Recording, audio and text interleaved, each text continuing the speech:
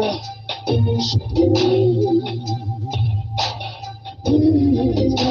Lower power.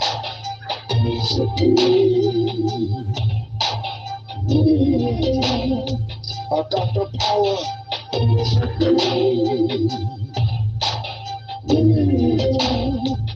Black power.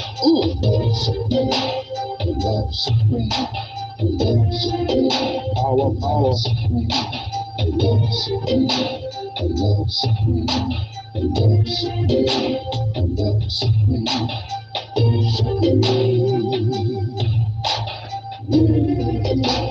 Unity is the key.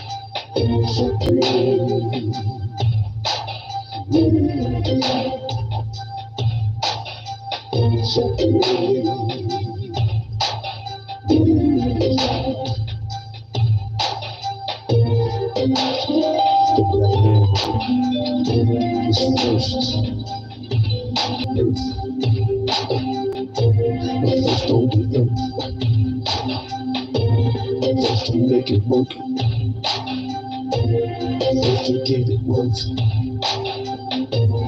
First to write a verse. First to do research. First to rehearse. First things first.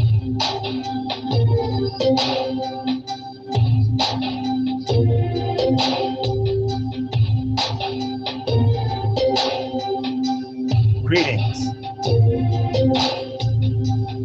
I'm Elder Blacklight.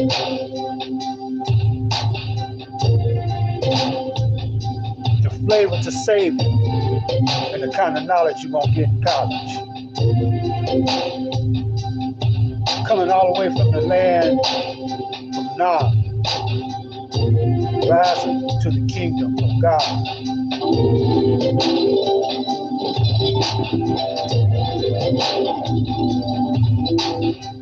It's prime time. Black Nation time. And I recognize the fact that it's not my will be done, but it's Allah's will be done. He gives us permission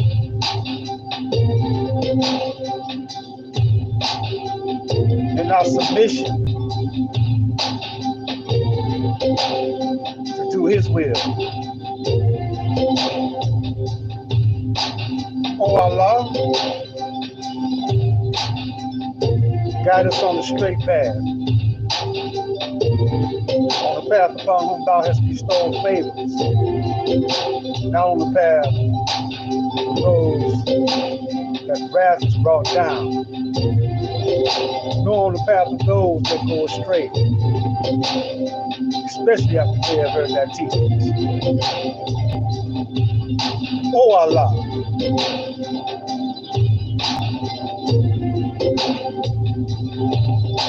my word is my bond,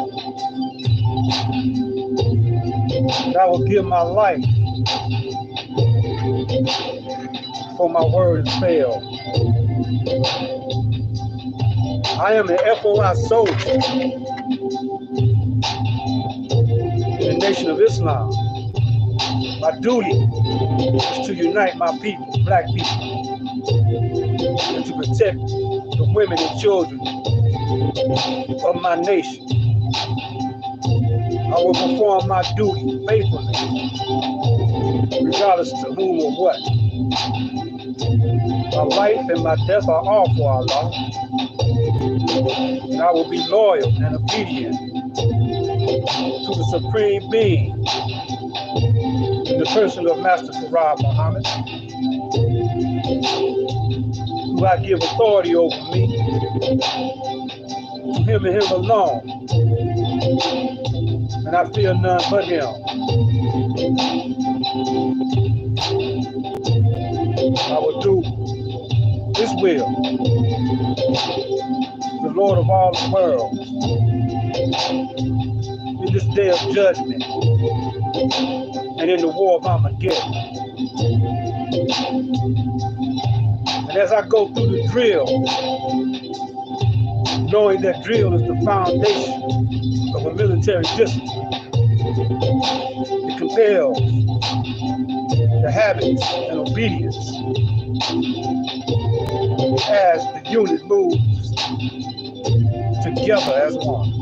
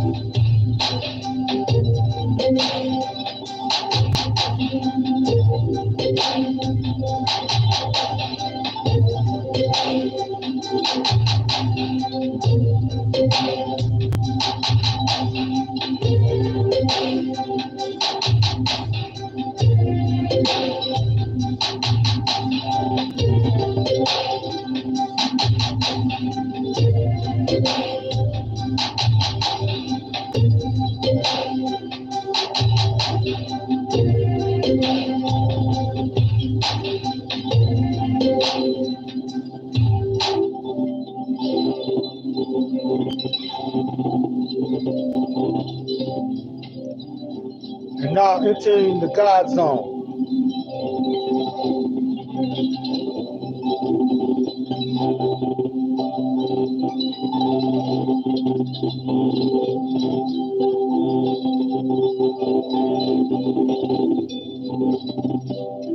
We're sending out good vibrations to all the melanated brothers and sisters in the struggle to be free all over the planet Earth.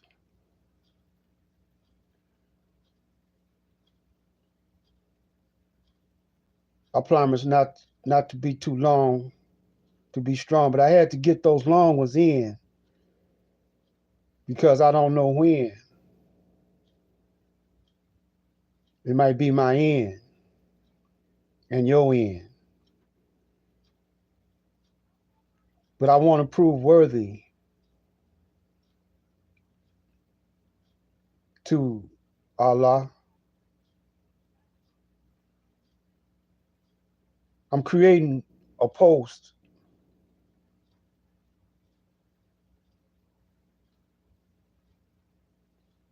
that I must man my post and walk my post in a perfect manner, being always on alert. My post is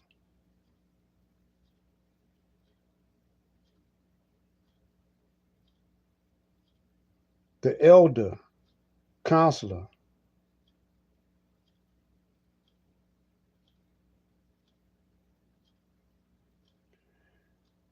and giving true information to the black nation. Truth is to be told and not sold.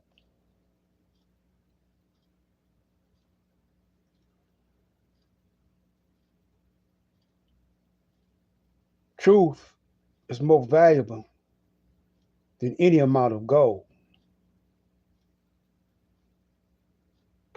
A lot of people say what was true yesterday is not true today. Truth never changes. You can go deeper into truth. Yeah, truth has depths. It's like going down the rabbit hole. How deep you want to go is all up to you. To know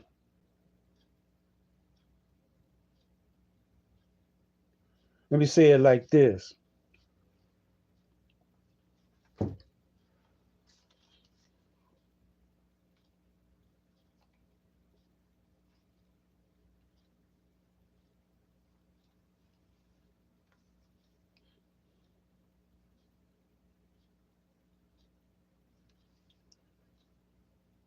Uh,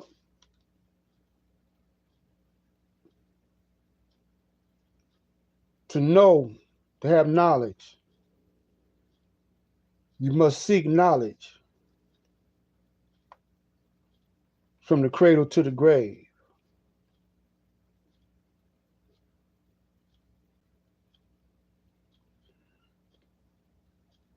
Our subject matter today, or our title, is Elijah told us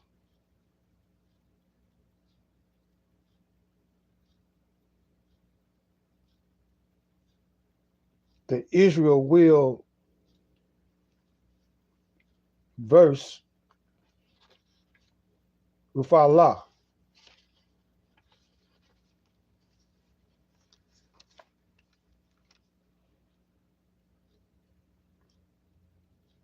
And our people, they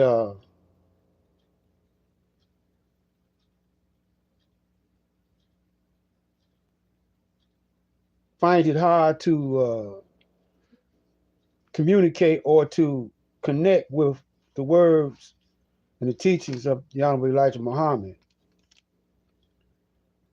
There are many things that block your access on getting the knowledge and the wisdom of the Honorable Elijah Muhammad. It's still on YouTube, but no one instruct you to go on YouTube and get that kind of knowledge. Most of our people are caught up in Israel. You hear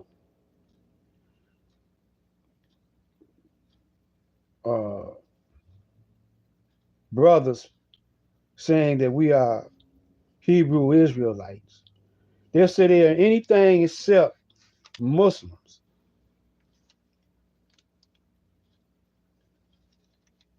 Now, the Honorable Elijah Muhammad told us and them brothers that say they're Hebrew Israelites. Now the Moors, they know they're Muslims.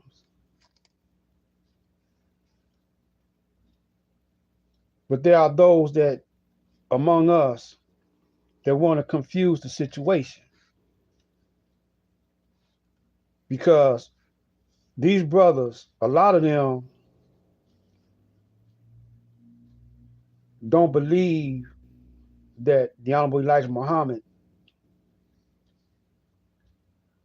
was visited by the Supreme Being, Master Farad Muhammad. Allah came in the person of Master Farad Muhammad in the year 1930. They don't believe that.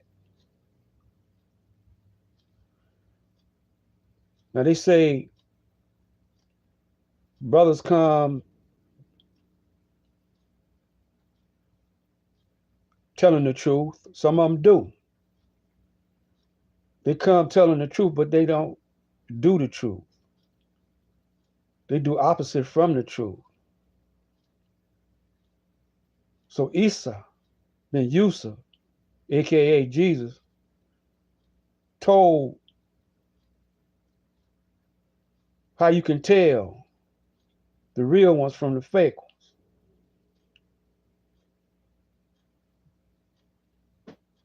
You can tell the real ones by the fruit of the tree.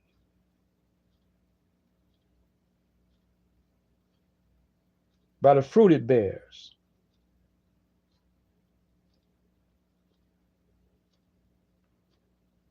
So if that fruit don't turn out right, something wrong. something rotten in Denmark. They're not delivering right fruit. That's why the Honorable Elijah Muhammad called us the fruit of Islam. Some brothers will make fun of that word fruit, say we fruity. That's how that's a lot of brothers think like that. But the fruit of Islam is that we are the ones that does the will and the commandments. We obey the laws of Allah. See, we recognize that it's a dictatorship. It's not a democracy. So that's why you got to go into the words. That's how the enemy plays tricks on you through his language, English.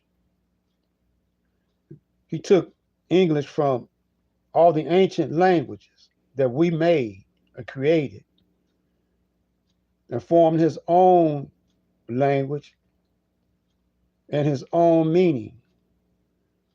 Now, his words could mean whatever he wanted to mean. So he catalogs them and puts them in a dictionary. And when you go to define any of his words, a lot of times it'll be 5 and 6 meanings to it. Sometimes the righteous meaning be the first meaning. And sometimes the righteous meaning be the last meaning. Depends on how he wants to sway your mind. Because he know that the average black man over here in America that was once his fathers and ancestors in America were once slaves in chains, slave in a chain of the mind. We only barely know how to speak English, how to pronounce English, especially the Queen's English. So he never try to give us our original language. All the others you see that come over here, most of them know 2 or 3 languages. They languages and a whole lot of more. But it's cool and righteous just to know your language and the language of the country that you're going to dwell in or reside in. But we don't. We don't know our original language. So that should give you a clue. A lot of you are proud of that fact that we don't know our original language because we want to be babies of our enemy. And our enemy recognized this. He know that he made us babies. He know that he made us infants. And we the elder. We the elders of the planet. The Honorable Elijah Muhammad say that there's no beginning and no ending to how far back the black man goes. And every day they scientists discover, the enemy's scientists discover that we are older than him. But he don't teach that to his children, and he don't teach it to us. And so that's why Allah had to come in the person of Master Farad Muhammad to give us a true knowledge and understanding and the supreme wisdom of self. So he tells us that we are the original people and the creators. Creators and original, they go hand in hand. You know, they are almost the same. So that makes us Allah.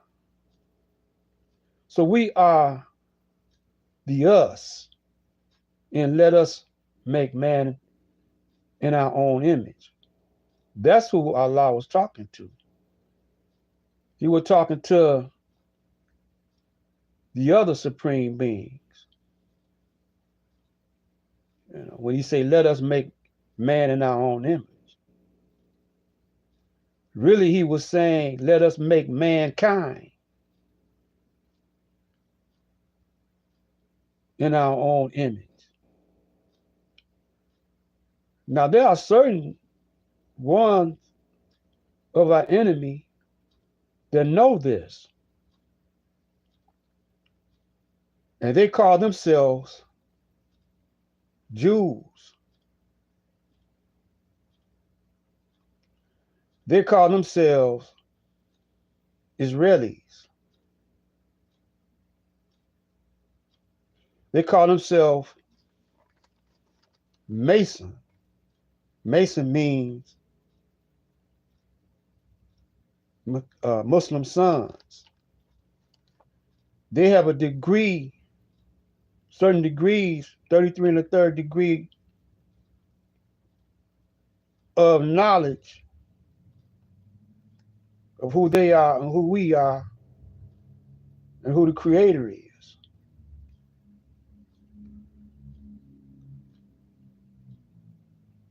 And so some of them are Zionists. Most of them are Zionists. But some of them are Muslims.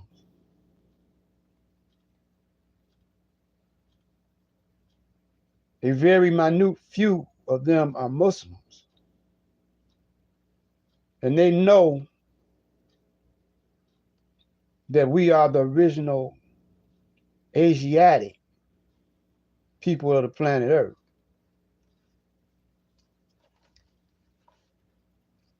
And they don't want, want us to come out of that slavery mentality.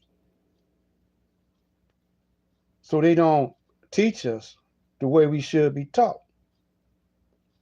But we should know that if the man don't treat us right, he don't teach us right. But we are so deaf, dumb, and blind that we can't think of that thought. That thought don't enter our minds.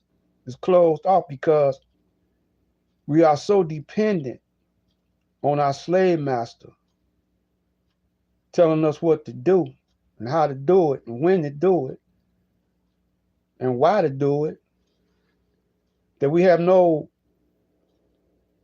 thoughts on even a recollection of who we are, who we once was. He actually tortured it out of us. In that process of him torturing it out of us, he put fear in us. First, he put it into the woman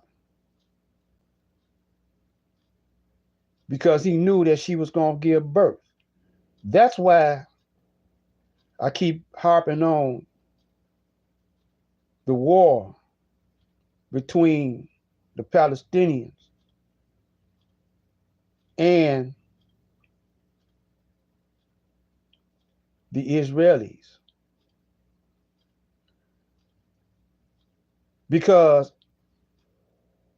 they did the Israelis like they did the Indians, like they did the Africans when they colonized Africa, like they did the Indians when they came over here in America, colonized America, when they colonized India. They tried to colonize uh, the Chinese. The way they colonized Japan, they dropped that bomb on Japan. That did it for them. You know, yeah, Japan, he became, they flunky, you know. So they wanted to colonize Russia. But I was studying about the Mongolians. So a lot of them interwoven with the Caucasoid over there. But they mostly Mongolian. And I think it was Genghis Khan's, one of his grandsons, I think it was Kublai Khan. I don't know if he was the grandson or the son, I forgot now. Everything I tell you, I do it off the top of my head. I've been at this for a long time. We, in my era, in my prime, even as a teenager, living in Detroit, I came on the west side of Detroit from the east side, from Black Bottom to the west side, where the Jews and the Catholics controlled the terrain. I was 10 years old in 1956. That's when Martin Luther King was doing his thing. But by me being born in the nation of Islam, I had a different perspective of things. But that neighborhood was very conscious. I was 10 years old, but we were very conscious of our surroundings. We knew that the white man was our enemy.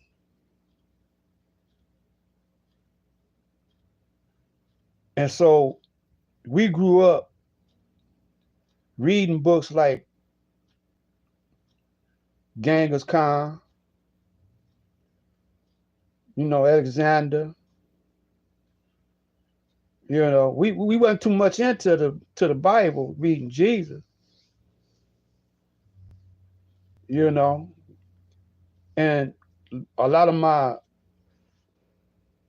brothers and sisters had to go to church, but they wasn't digging what the preacher was saying, man. So we didn't have no churches, no storefront churches in the neighborhood at that particular time.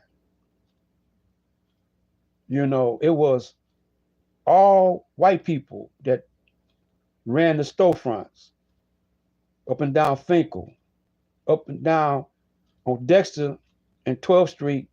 The Jews ran Dexter.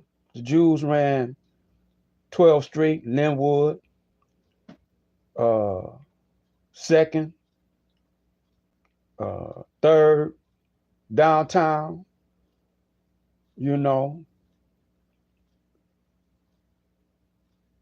So the gangsters, studying the history of Grosse Pointe, the gangsters settled Grosse Pointe and Hamtramck. When you say gangsters, you're talking about the Irish gangsters, you're talking about the Italian gangsters, the Jew gangsters. You're saying all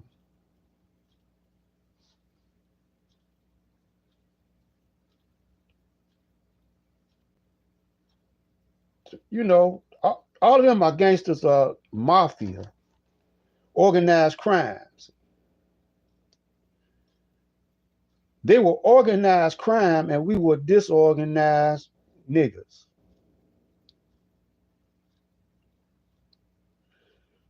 Except for the Nation of Islam. Nation of Islam was an organized unit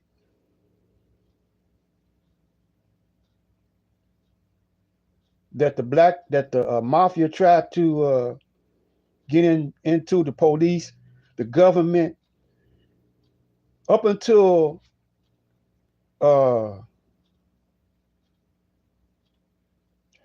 they was trying to get into the Nation of Islam from Jump Street, from 1930 when Master Farad, he had some agents when he opened up Temple of Islam,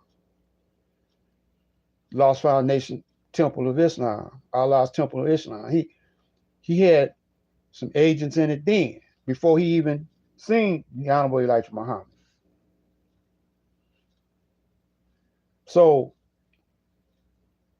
up until Malcolm, they used Malcolm to weaken Malcolm and Wallace, because Malcolm was weak to Wallace. So was Farrakhan. He was weak to Wallace, see? And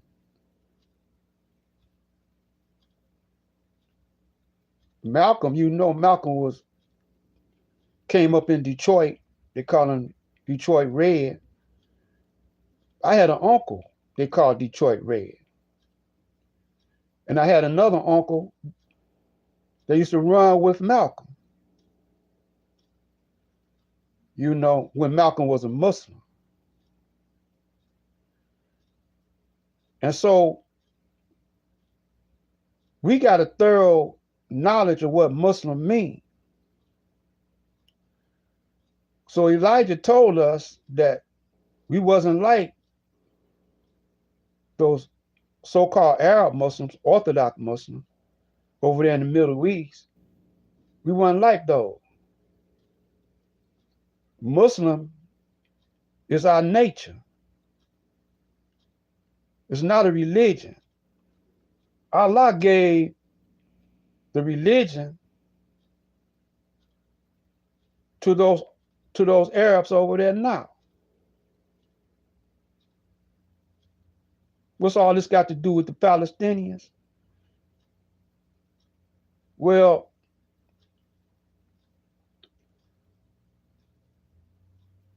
they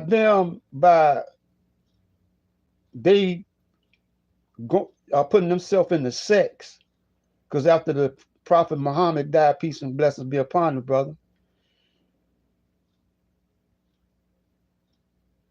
he was a white man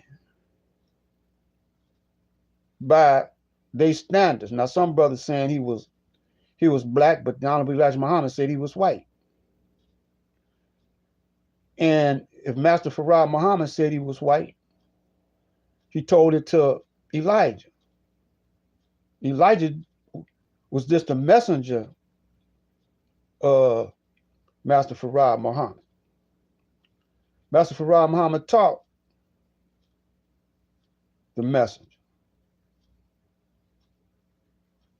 And so the messenger just told us that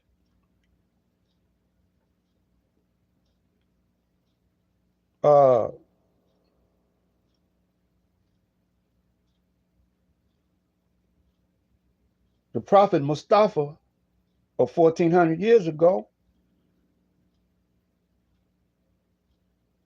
the Quran was revealed to him. But the Quran ain't nothing but our ancient texts. The parts of the Bible and the Quran and the Torah, all that come from us. And when you break it all down to Jesus in the New Testament, Jesus, there's a historical Jesus, which his name is really Isa ben Yusuf. And it's the prophetic Jesus, which is Just break it on down and say the black man.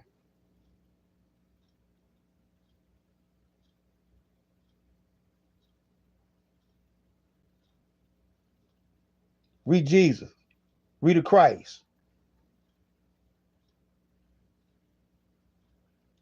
We the crusher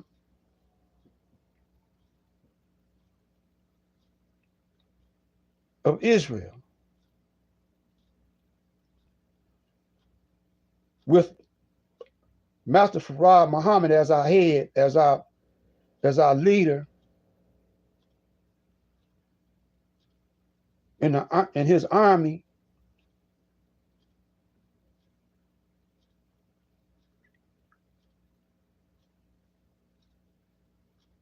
We are raised up to crush. And I don't care if you know, I heard the sister saying, you know, Sister Brown, she was saying that the ones over there in Africa are stronger. No. We were bred to be stronger. We were bred to be like mules, like oxen. But our minds was locked into the white man's mind.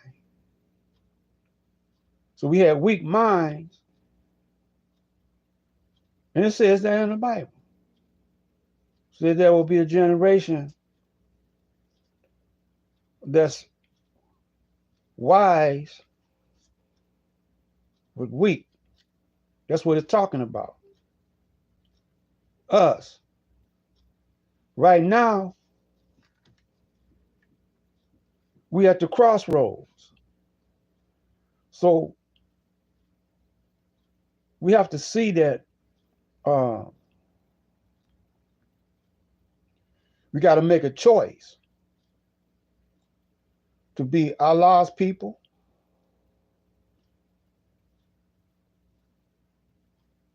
or to be the devil's people, Israel people. So that's why it's a war over there in Palestine. Because the way they took Palestine is the way they took, they colonialized Africa, the way they colonialized or put the Indians on reservation, the way they ghettoized us. You know, the same technique. And we depend on the white man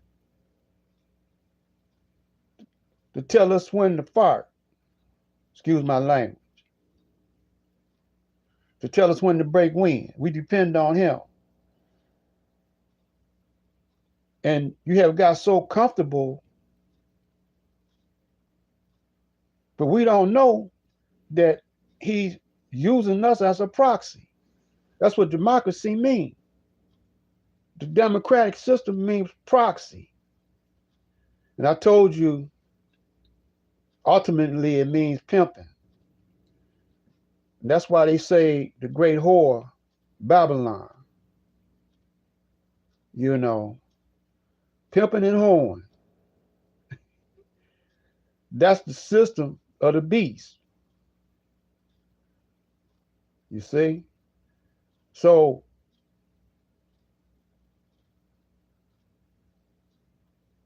there's a lot of us now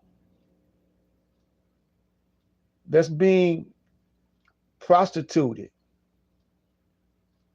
by some of us that's being pimped, but ultimately they are being prostituted.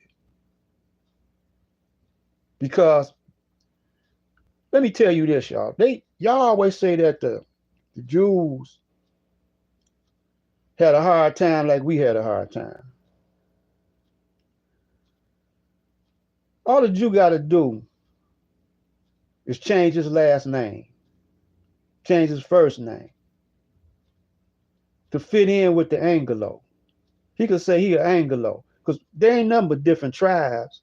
They're the same people, but they're different in different tribes, you know. And whatever your tribe is, you know, if you got their last tribal name, you could change it and blend right in because you the same color.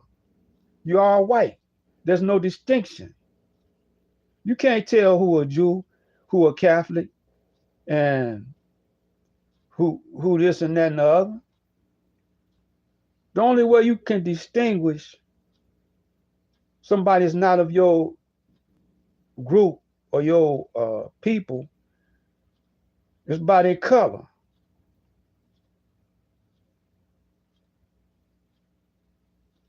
So you see a yellow man and you white, he automatically is your enemy. You know, if you see a red man and you white, he automatically, you know, he coming. You can see him coming. You see the brown man, you can see him coming. You see the black man, you definitely can see him coming. But the black man is capable of producing many colors. See, we are capable of producing many colors, even albino. But the white man is only capable of producing one color, white, unless he mate with someone of color. So all you gotta do, all the Jew gotta do, you know, if he the nigger of the white people, all he gotta do is change his name, change the way he looked on a suit and tie, you know, call himself whatever. Uh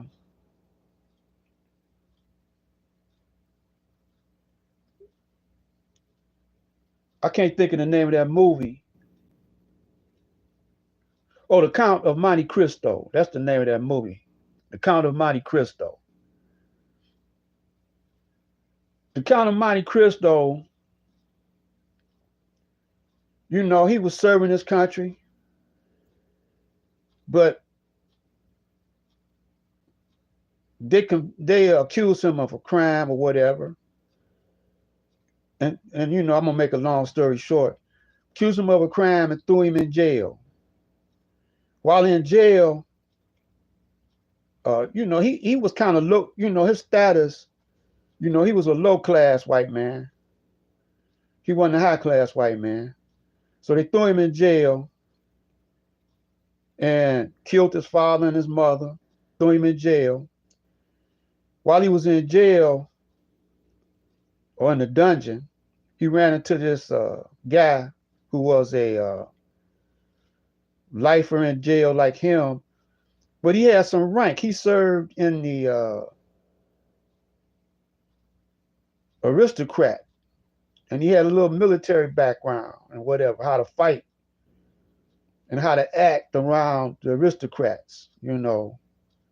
So he taught all that to the Count of Monte Cristo. He wasn't a count yet. So he told him there was some gold buried somewhere up underwater. And if you get that gold, you can get your, you know, you can get your status back. Or you can get status and rule where you're supposed to rule at. So anyway, he the old man died. But he before he died, he taught him how to get out the prison, out the dungeon. He taught him how to get the gold, taught him how to act around rich people. So he got out, got the gold. You know, he got he was a pirate, really. You know, he was a pirate. And he got his crew back, or he didn't get his crew back, but he dominated his crew and got someone that he made loyal to him, and he changed his name to the Count of Monte Cristo. When he came back to where they threw to the city that threw him out, put him in jail. He came back in style, driving. I mean, he was riding a carriage made of gold or whatever, you know. Anyway, he looked rich, you know. And he told the people he was the Count of Monte Cristo. And at the end, he ended up getting revenge, you know, on himself and ruling, you know, that particular country. So that reminds me of us. We really kings, queens, and gods, you know. And Master Farad Muhammad came back to let us know that. He say, man, y'all gods, man. Y'all are us in the let us make man in our own image, you know. So when Elijah started teaching that, you know, J. Edgar Hoover said, no, no, no, no. He about ready to galvanize the whole slaves over here. We got to get rid of him. Because we got to get this plan working to conquer the whole planet, you know, before they get wise to who they are. Because as long as they're ignorant to who they are, we can't rule them. You know, so the Palestinians, you know, by them not being us, but they are Semitic people. Most of them are. Israelis, you know, you don't have no loyalty because they are the original devils.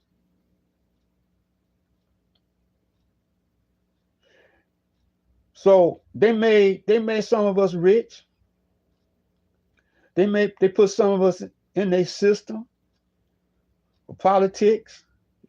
Right now, you know, Joe Biden put a whole swarm of black people in his politics, in his army. You know, these are Boule and Uncle Tom.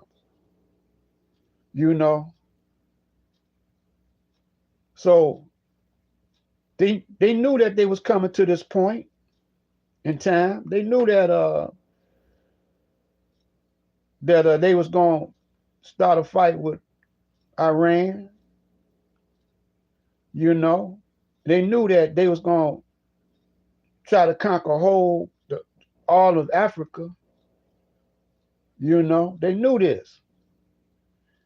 They knew that climate change means the Sirius star system, which is a big old sun, big and dwarf our sun. You know, but this happens every 50,000 years or so or more. Honorable Elijah Muhammad was telling us about the red star and the blue star. And this gonna heat up the planet. So that's why we formed the pyramids. That's why we created the pyramid. Because you can go inside a pyramid in 120-degree weather, heat over in the desert, and it'll be cool. The way the building was constructed, supreme mathematics. Yeah. So we don't know how old the pyramids are. The pyramids could be older than time itself.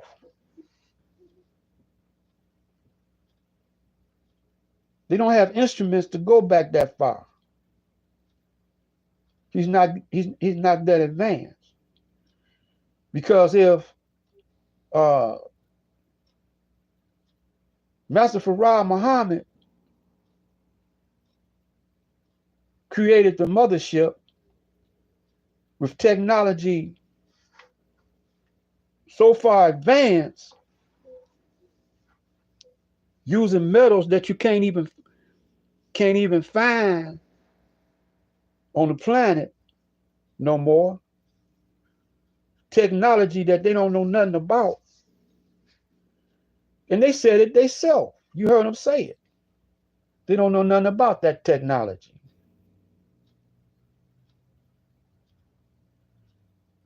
They scared, but they don't want to tell their people, because they've been telling their people they Hercules and Superman and Batman and people with supreme. They children grow up thinking they made everything.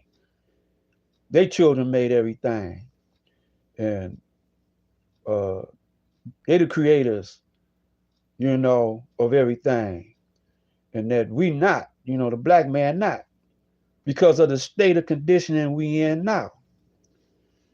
And by us worshiping them, because they put the image of Jesus up there as white, because that picture of a white man being Jesus, then they gonna say he God, he's the creator, back there with the creation.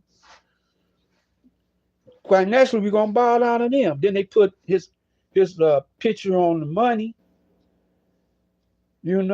and you bow down thinking that money got more power than you. Then you bow down thinking that the computers, artificial intelligence got more sense than you got. So you just bow down to him, and our stupid people that's brown nosing and Uncle Tommy and Boulain, for some reason they think that he gonna spare them. He ain't gonna spare you, brothers, because he can't trust you. He can see you coming,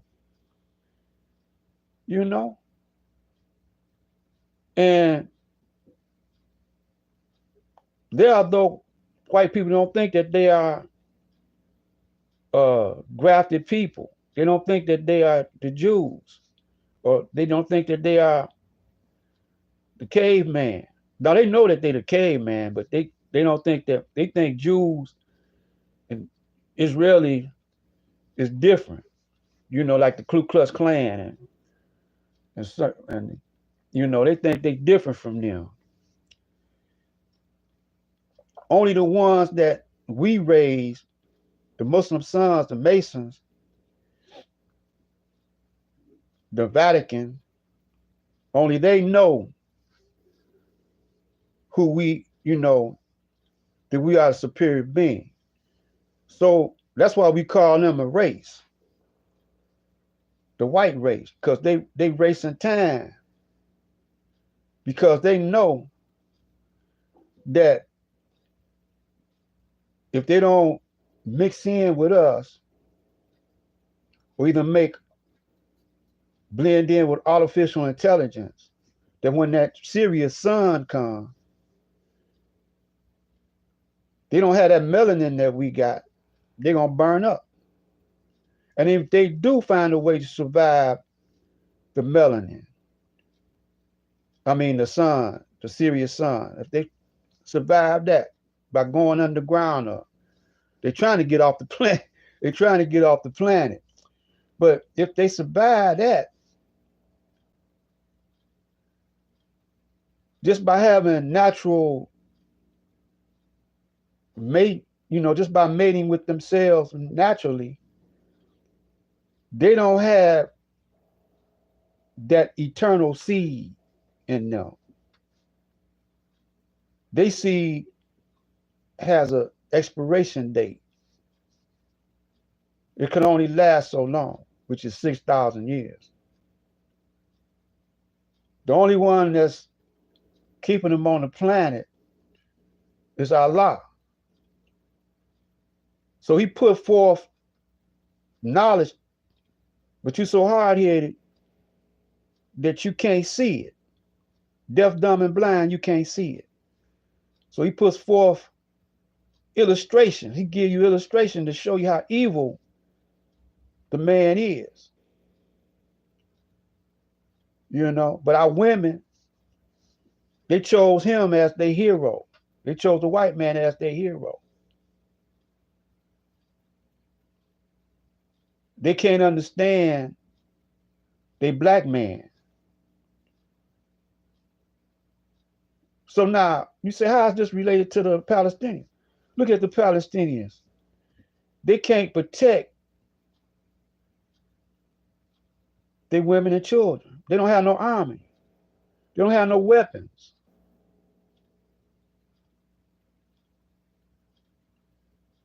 And they so divided.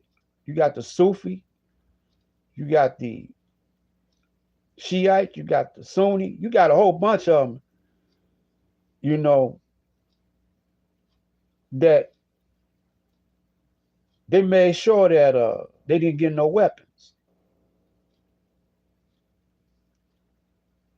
They're making sure that they didn't get any weapons to protect themselves with. They try to make sure that Iran ain't getting no weapons to protect themselves with.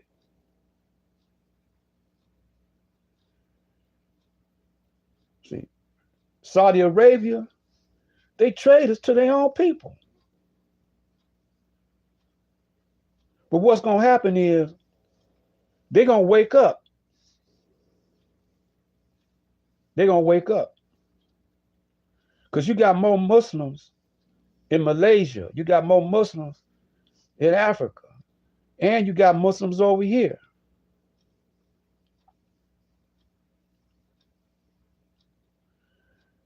So the United States is backing themselves into a corner. But they're going to use you as a proxy, black man and black woman, like they've been doing. You fought in the Revolutionary War. You fought in the Civil War, the Korean War, First World War, Second World War, Vietnam. You fought in, you're fighting now. You're over there fighting now. 3 of us just got killed. You're fighting yourself. You don't know it. Because they made us so that the black hate the yellow. They made us so that the yellow hate the black. The brown, because the yellow is closer to the white man. So he made sure that he treated them a little bit because they were his children, And but we naturally produce yellow anyway. I mean, we naturally produce lighter and lighter. But it was a time when we were jet black and a time when we was brown, But and a time when we was red and yellow, see. But he can't do that, because he's grafted, all the way to the last grafting stage, and he can't come back. He's at the point of no return. So he tries to put his seed in our women. And that's why our women love him. And they don't think nothing of the black man because you ain't showed yourself, like Django.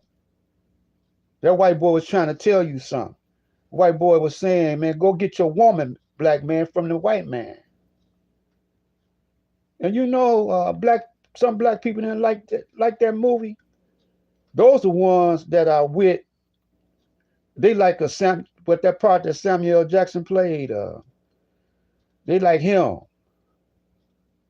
When he was in Candyland, Candyland, you can't escape from Candyland, that white boy was trying to tell you something because he probably got some soul brother in him too.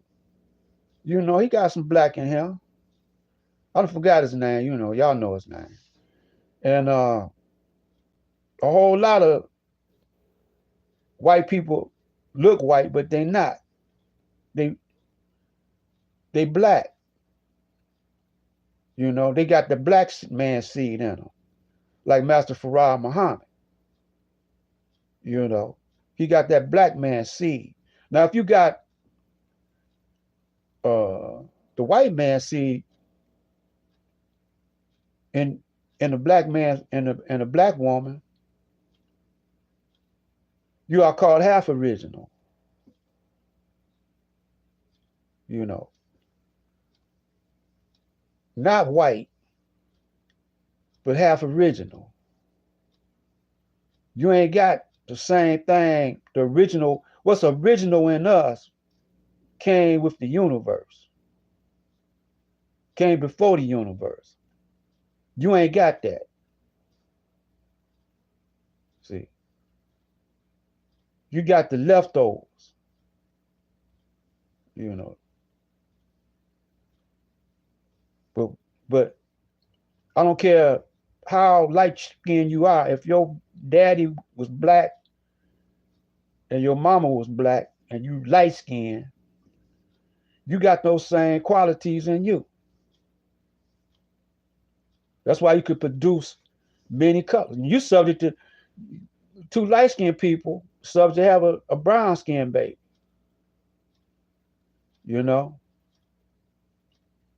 The white man know this. So he's been trying to destroy us. That's why we the strongest of all the black people, because we survived all of his attempts to destroy us. The ones over here, whose ancestors ancestors were slaves. We the strongest of them all. We the tribe of Shabazz, see? I don't want to stay too long on this subject, but I'm trying to get you to see something. Now, he had to put black people in place to check black people. That's what Biden did. You know, he got a half original, I don't know if she half original vice president, you know, and a half original, you know, he got black people all up in through his administration. But they are proxies. You know. So he had to create, he have to, you know, and they so corrupt, man. You know, him and Donald Trump are so corrupt. So all them black people are corrupt up there on the Hill. All of them. Maxine Waters. They got something on them. You know. Some of them are bisexual. Some of them are, you know, that's why the homosexuals are running the thing now. We didn't get that naturally, though. The Caucasian was in the caves. It came when he was in the caves. He was mating with dogs. Men were mating with men. They were eating each other. They were just totally on the wild, just like they are now. But they don't let you see it. There's a movie that illustrates some of this called A Day of Wrath. It's out now. You can go on YouTube and get it. The Day of Wrath. Watch that movie real good. I showed parts of it, but they took it up. They won't let me get it. You know, just like Dr. Jekyll and Mr. Hyde. They won't let me show that. They'll show the previews, but they won't let me show the thing. And then they give me a copyright strike. You know. So that's how I do. That's how I do my thing. I let them tell you. You know, And through their algorithms, it's going to tell you, but they can either delete it or do something to it where certain people can't get a hold of it because they're going to turn that, what they uh, use, uh, when they weaponize the movies, when they weaponize the music, when they weaponize the money, like the World Economic Forum. I said the World Banking Forum, but it's the same thing. When they weaponize all that against you, that's to keep you deaf, dumb, and blind. Because they've been studying you and they know the nature that they put you in. They took you out of the nature is still in you, but it's buried. They buried your nature in you. That's why you dead. They call you dead. And put their nature in you, which is unnatural. They do unnatural things, unnatural acts. And you go along with it. So that makes you aiding and abetting a criminal. Like Maxine Waters and all them. They know all this stuff. They know that this is criminal stuff. Maxine Waters know that. Farrakhan know it. But they're living in a lofty position, keeping you deaf, dumb, and blind. And as long as you try to mix in with them in their politics, I wouldn't want a country like this. I wouldn't want a system like this. But y'all think it's rich. No, you was rich when you was building the pyramids. Because your mind was in tune with the frequency of the universe. You out of tune now. You out of touch with those frequencies. Now that's being rich, man. When you could think a thought and manifest a thought by saying be. When you could tune in to me without using wires or telephone or any apparatus, when you could tune into me, tap into my mind and talk to me non-verbally with your mind, you don't need no towers or nothing, no wires or nothing. Just tune in to me. Tune into my frequency. What you think you be doing when you be praying? But what throws your frequency off is you praying to the wrong ones. You're praying to Jesus who is dead.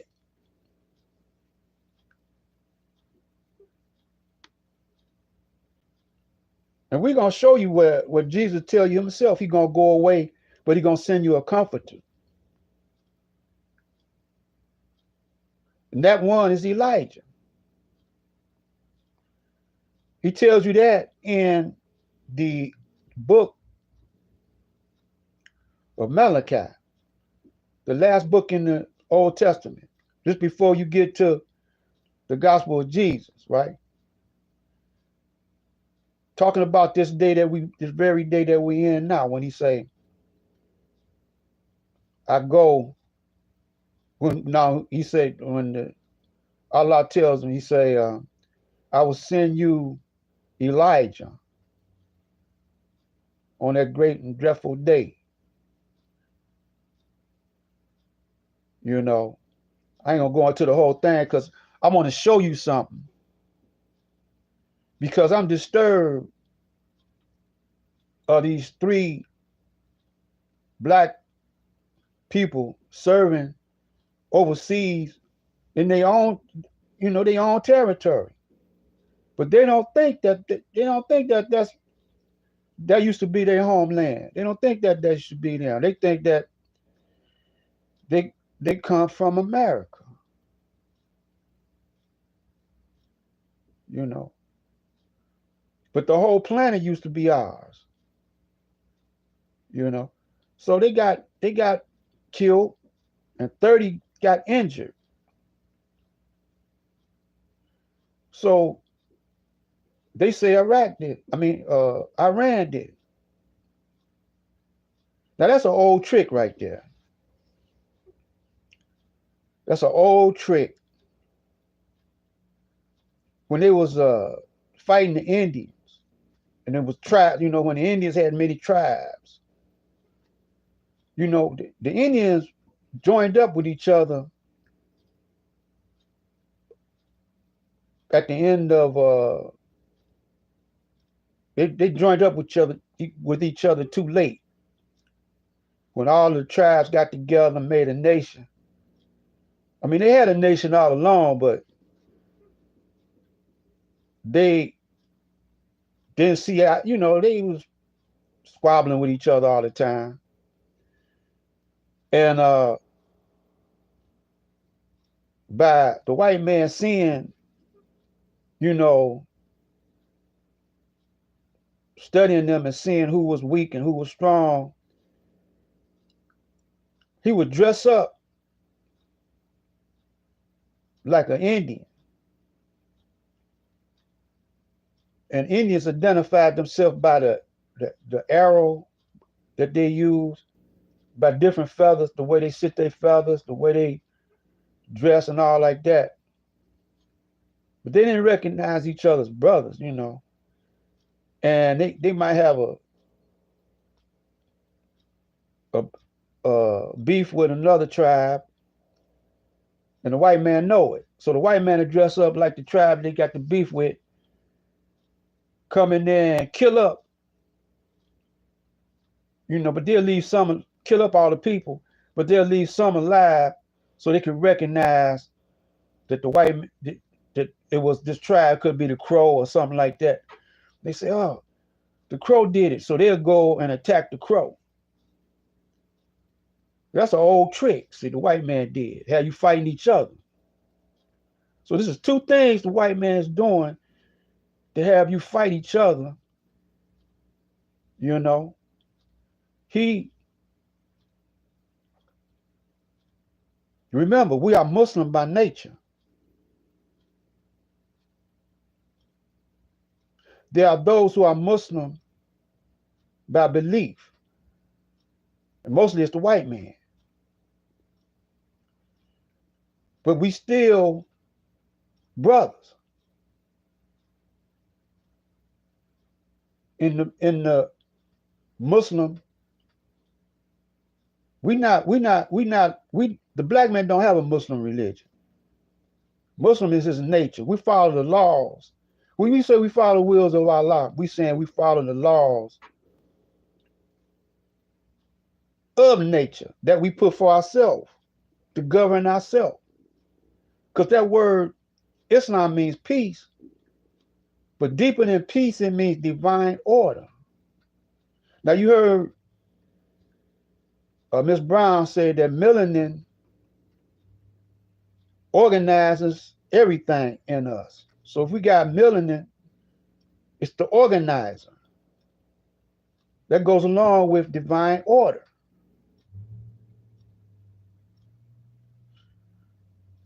So I'm trying to get to. I got something I want y'all to see. I got some things I want y'all to see. So I got to go over to the other station. Elijah told you, you know, what time it was, but you refuse to believe Elijah.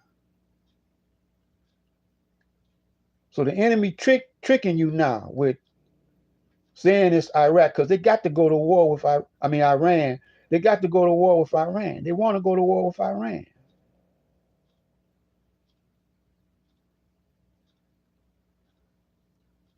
They're being commanded by Israel.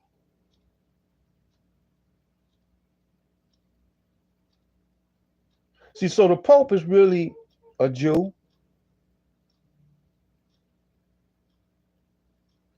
Constantine was really a Jew.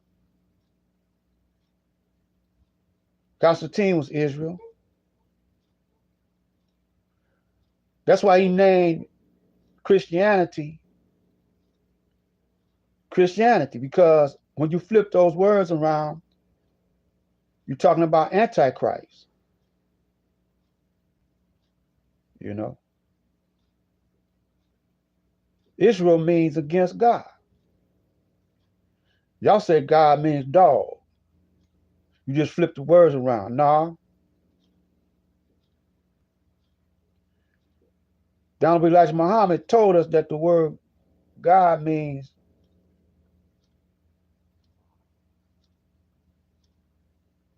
the possessor of power and force.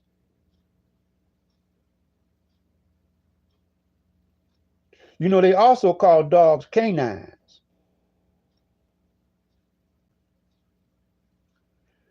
They call them jackals. Before they called them dog, call them jackals, wolves, canines.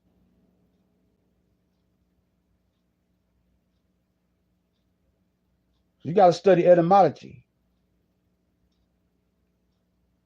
So that's a trick. They could have did that. I'm not saying they did it, but it's a possibility that they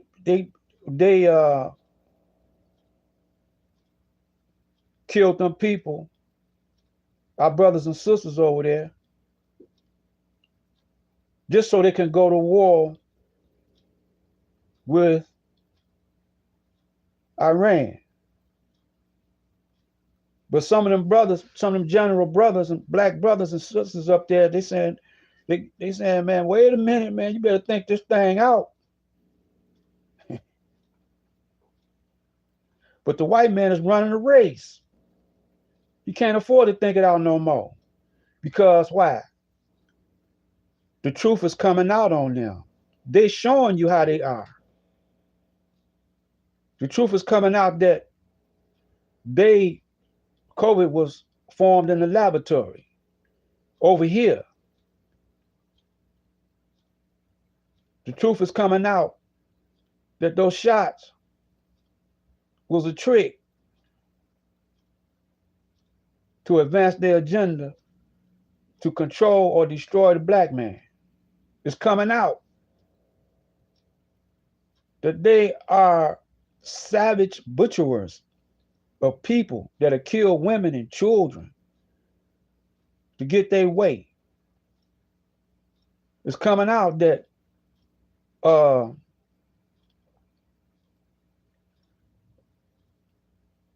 they passed a law saying that homosexuality was good. You can do it now. That's going against God's laws. Everything they're coming out with went against God's law, went against their own constitutional law. They can't maintain the law. They are outlaws. They say laws are made to be broken.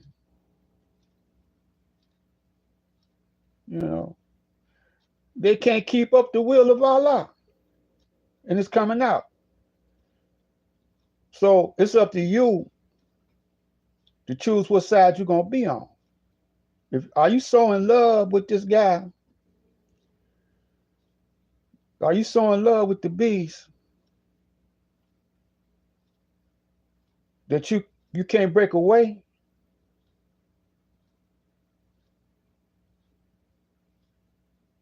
Some of you gotta be, your foot gotta, a toe gotta be in the fire before you wake up.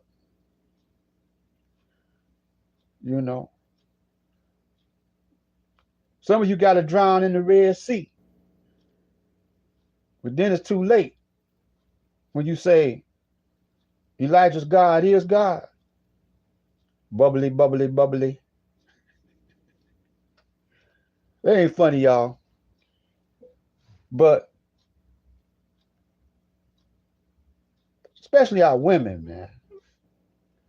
But I blame that on the black man.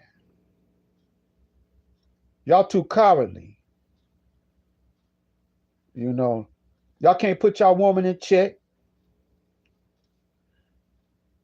Therefore, you can't put your children in check.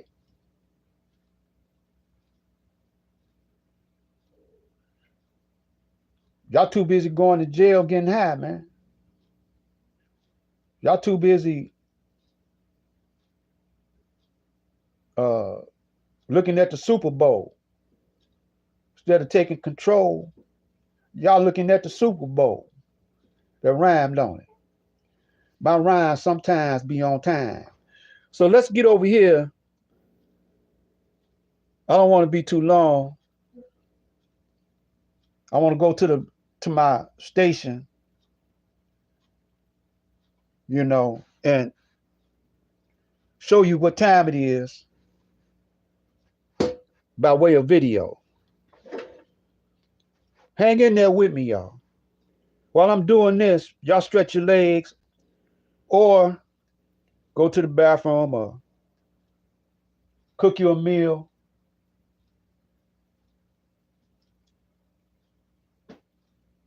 Master of the day of judgment.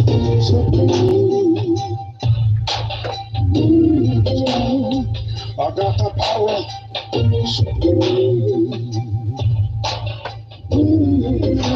Allahu Akbar.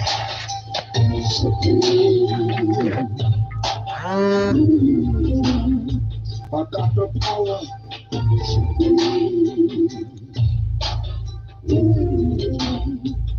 The power.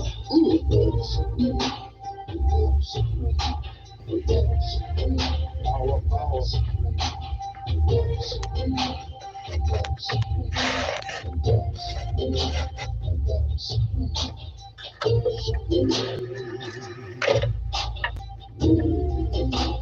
Unity is the key.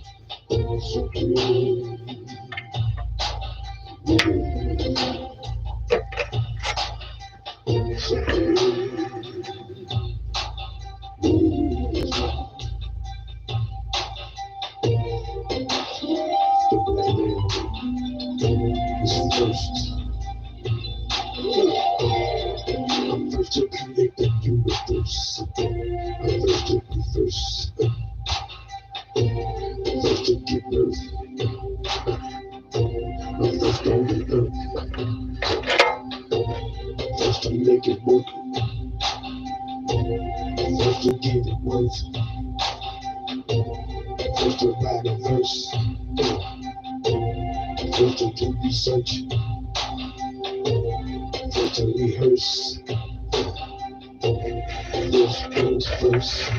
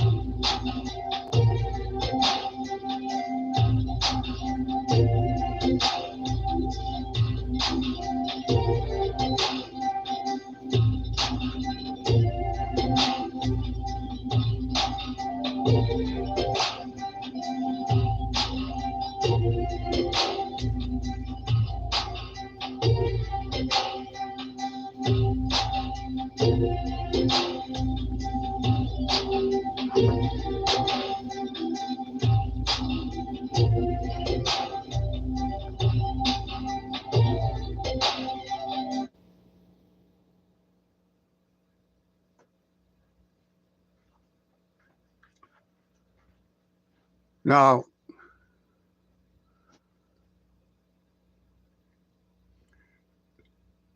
I ordinarily wouldn't do this, but I want you to know that they always put the black man and woman on the front line. In Vietnam, they did it.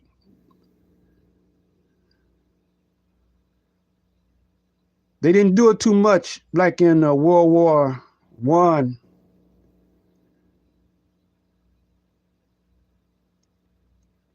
I don't know about World War II. But I tell all my grandchildren and my children, don't volunteer. Now they got those migrants coming over here. People think it's for the jobs. No. It's for martial law. It's for martial law. They want us to fight each other. They're using us as proxies. So bear with me. And another thing, they don't want to show my videos, y'all. They don't want you to know about my videos. They're always doing something to disrupt the connection. You know, they're doing something. You say, well, they do other people like that. Yeah, but they do me like that.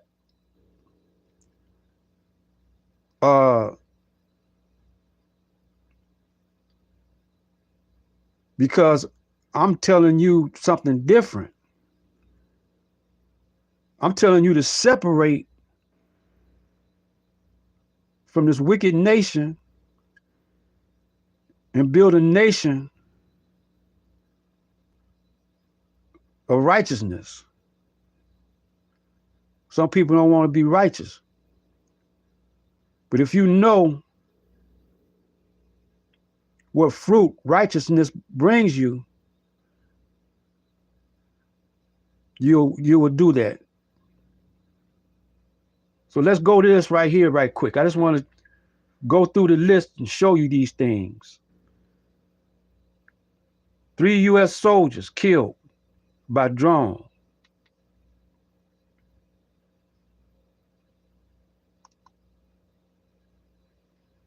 Today, President Biden meeting with his national security team in the Situation Room. Under pressure to respond after an attack the Pentagon says was launched by Iranian-backed militias in which U.S. soldiers were killed. We've now learned the names of the 3 fallen troops. 46-year-old Sergeant William Jerome Rivers, 23-year-old specialist Brianna Alexandria Moffett, whose family described her as a very loving person, a very giving person. She loved life. And 24-year-old specialist Kennedy LaDon Sanders, her mother, talking to us tonight. She never expressed any fear. And Tower 22 is nothing that she ever mentioned to us. She was full of life. She enjoyed life to the fullest.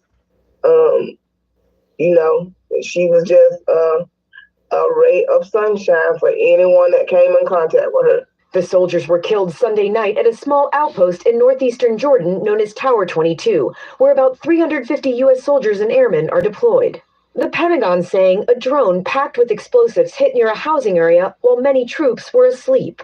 At least 40 troops were injured, including 8 who had to be medevaced for further treatment. Tonight, Pentagon officials saying the drone flew in at the same time that a U.S. drone was also landing, possibly confusing the air defense systems. They're also looking at whether its low altitude was a factor. And now U.S. officials are considering whether this could be a new tactic by the militias. This weekend, President Biden vowing to respond.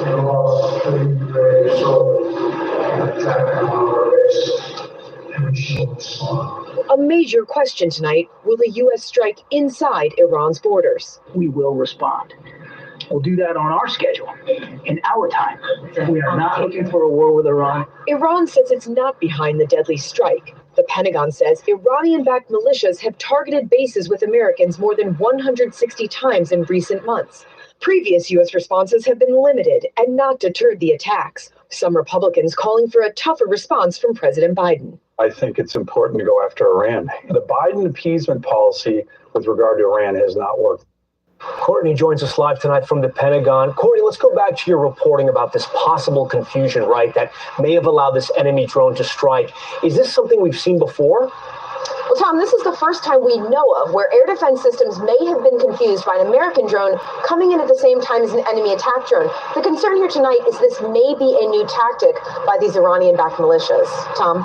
Thanks for watching. Stay updated about breaking news and top stories on the NBC News app or follow us on social media. Yeah, so we're going to show you another one. They say they don't know how that, it seemed like it was a mistake. It seemed like it was some hanky-panky, if you ask me. You know. So stay with us. Yeah, it's something mysterious going on with that.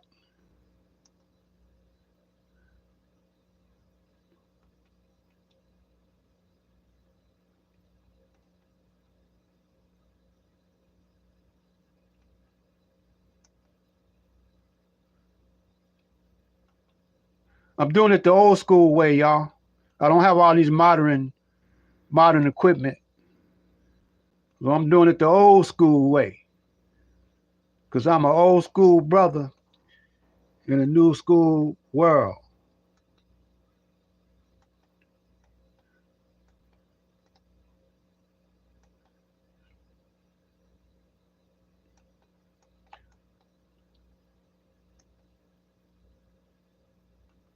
Yeah, so Elijah always been telling us not to join up with the army. I never did serve in the army, and I never went to jail.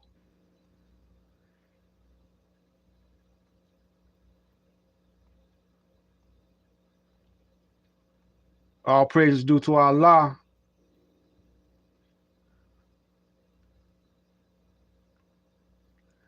That I didn't have to do all that.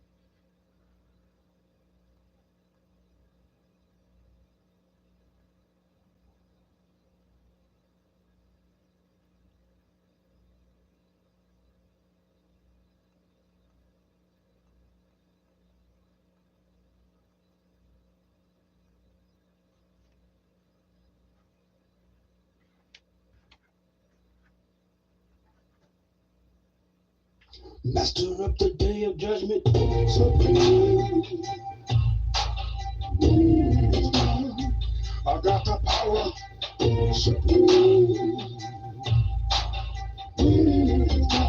Allahu Akbar, supreme.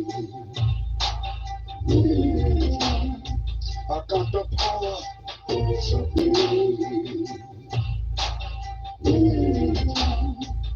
Black power, supreme. Love supreme. Love supreme. Power supreme. Love supreme. Love supreme. Love supreme. Peace, family. It's good to be back. Now, let's get to work. Today's video deals with a very serious subject matter. Today, I want to talk about America's next war and why Black men and women have no place in America's military. So let me begin with the ending.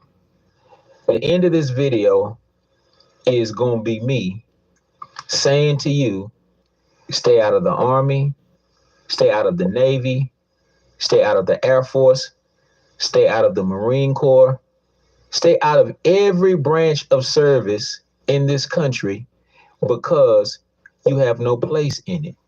You have no purpose there. You were not born to go and fight for somebody who probably wouldn't urinate on you if they saw you on the side of the road on fire. I know that's some strong language, but I got to tell it to you like that. Stay out of America's military. Now, I can speak like this because when I was 16, 17 years old, I, like some of you, was just looking for a way to get out of the hood. My older brother had joined the United States Marine Corps again just to get out of the hood. And I was kind of halfway wanting to follow in his footsteps. So his recruiter came around, and of course he told me what I wanted to hear, pour some honey in my ear. But in the back of my mind, I felt that the military was no place for me. So when I graduated from high school, I found myself getting into a lot of trouble. And Tupac had a song that he made on the Me Against the World album called Death Around the Corner. Well, that's how I felt at that moment. I felt like I saw death around the corner, and something tragic happened to me that made me to know that I needed to get up out of the city of Houston, Texas. So I called that recruiter and I told him, say, man, come get me. I got to get out of here. And that's exactly what he did. Now, when he was recruiting me and I took what they call the ASVAB test, I scored very high on the test. And I remember him telling me, he said, Mr. Jackson, you are so intelligent, so smart. You're much smarter than your friends who took the test. They'll put you in accounting. They'll place you in an aircraft carrier and give you some kind of job there. They're going to put you with the smart people when you get in the military. They would never send you off to war. About 2.5 years later, I was walking around the city of Kuwait with an M16 rifle slung over my shoulder. They told me that I was fighting to make the world safe for democracy, but I was really fighting for an oil-thirsty, blood-thirsty nation. That's the reality. So don't let that recruiter come and whisper those sweet nothings in your ear to make you promises that recruiter can't keep. I'm about to explain to you what it is that you're really facing right about now. America's next war will only be a continuation of a long-standing war that has spanned the course of the term of many presidents. Just the other day, Donald Trump decided that he was going to send 60 Tomahawk missiles into Syria, trying to stop the civil war, and on the claim that President Assad had sent sarin gas and began to bomb his own people with chemical and biological weapons. First of all, it doesn't make sense. America bombed Syria to try to get Syria to stop bombing Syria. That doesn't make sense. First of all, I don't believe that Assad was responsible for those chemical attacks. There was no political upside for him to do that. I believe it was a false flag and a precursor and a pretext for America to do what she wanted to do in the first place. So President Trump, he's not clear-headed and crafty enough to be able to craft a healthcare plan for the country that can pass through the Congress and pass through the Senate. He can't do that. But what he's showing the world that he can do is pull that trigger.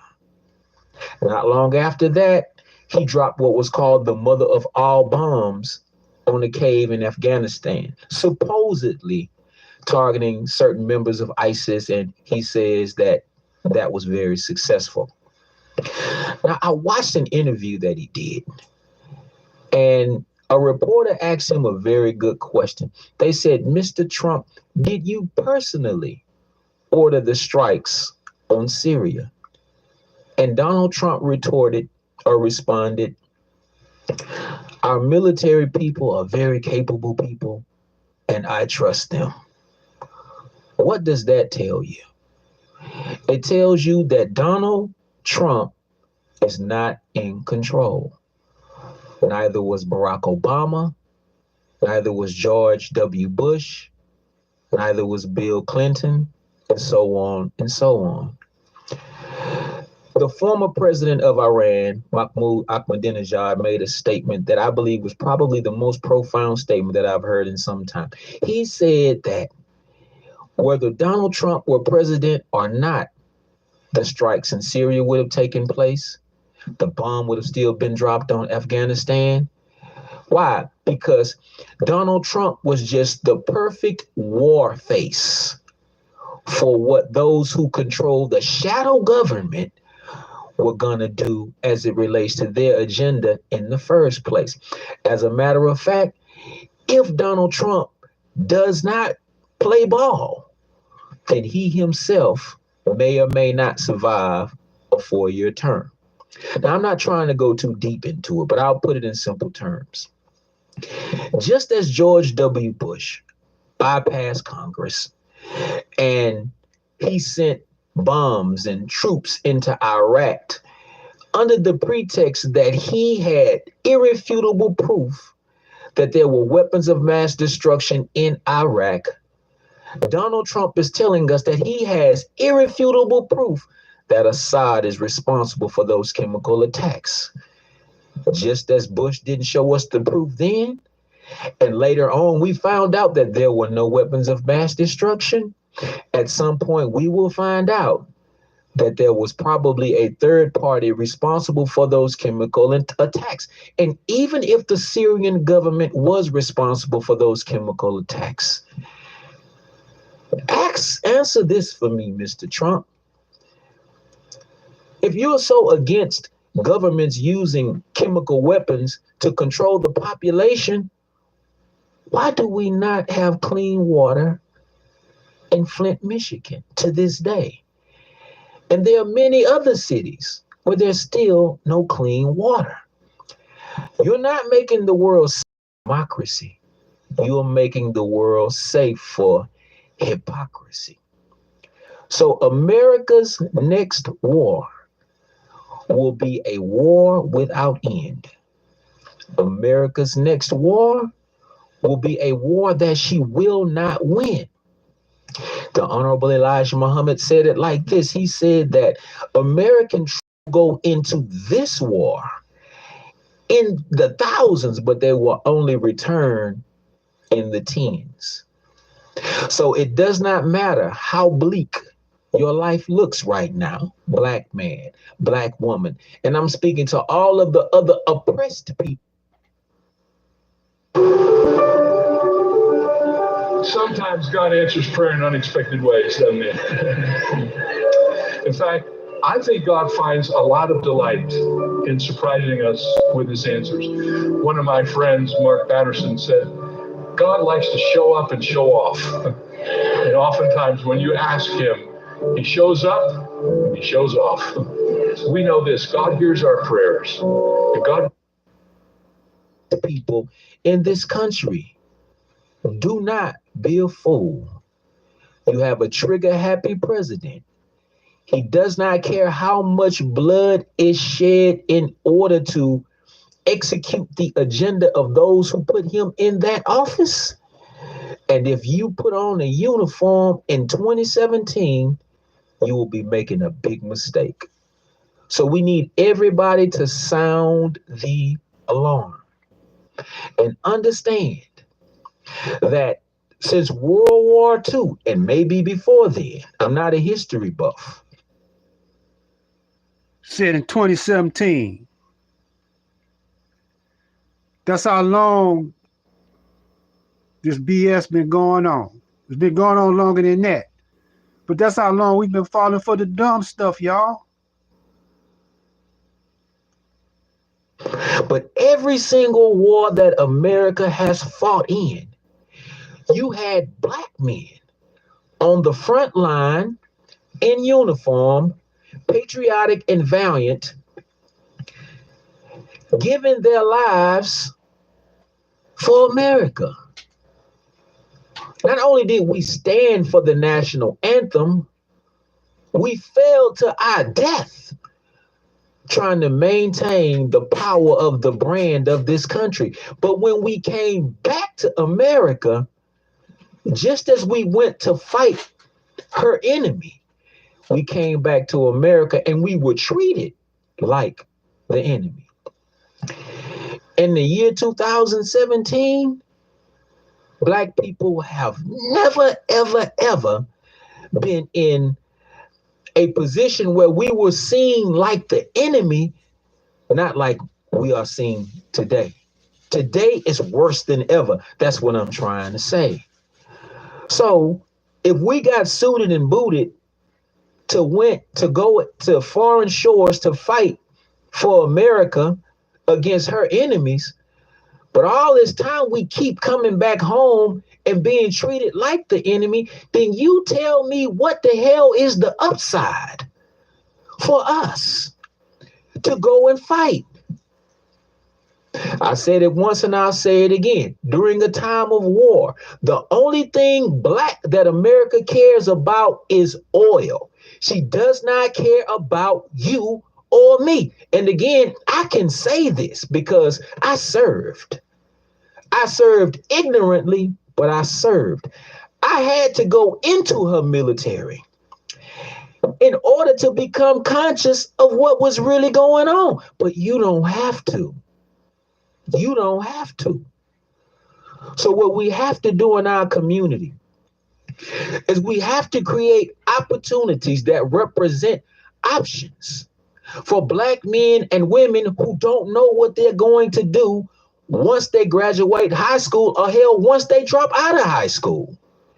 Because if they believe that their only option is to put on a uniform and lace up their boots, then unfortunately, when they do this and they swear allegiance to the U.S. military, it would almost be like committing suicide, because Donald Trump is going to continue mashing the gas with his warlike mentality.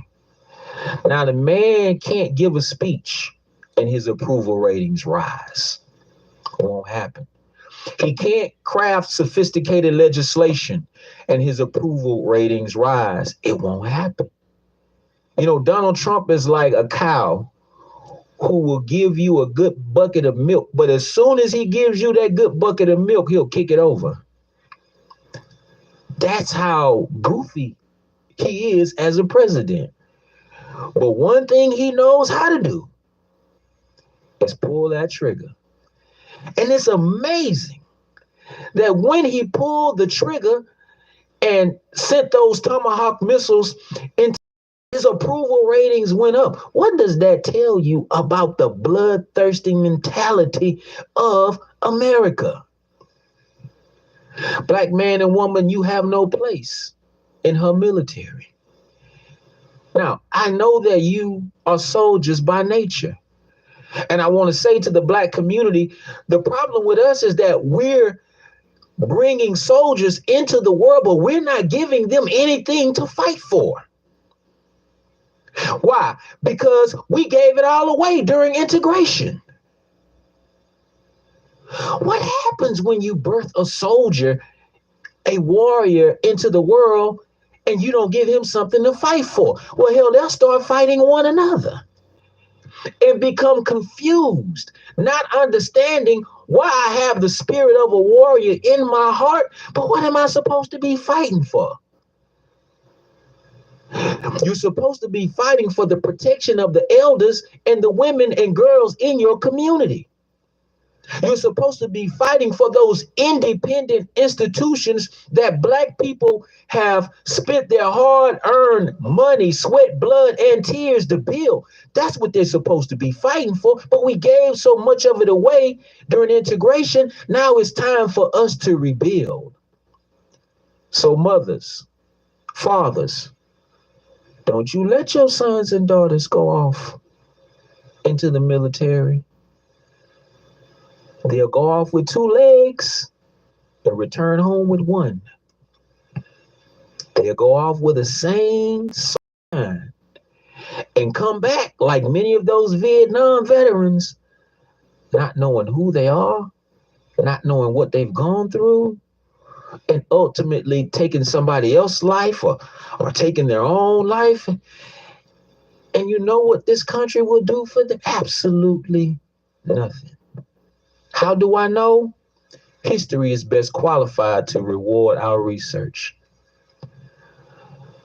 So again, I have a right to say this because I've been there.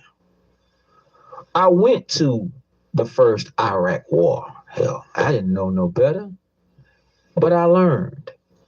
So before my enlistment was up and it came time for me to go to another war, I was sitting in an open forum with a lot of other soldiers. And America had just engaged in the conflict in Somalia.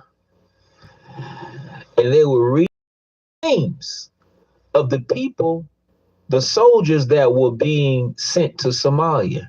And they called my name. I stood up immediately because at this time I had read Message to the Black Man. I read The Miseducation of the Negro, The Destruction of Black Civilization. I'd heard some Farrakhan speeches. I was a different person than the person that acquiesced and went over into the Gulf War. So when they said, Jackson, you know, you on your way to Somalia, I stood up immediately and I told them I ain't going nowhere. And they looked at me and they told me, they said, well, if you ain't going to Somalia, you going to jail. I told them like Malcolm used to tell them, I'm already in jail. And that was a brother who was a sergeant. I can't think of his name. He had a family and everything. I don't know why I'm telling this story.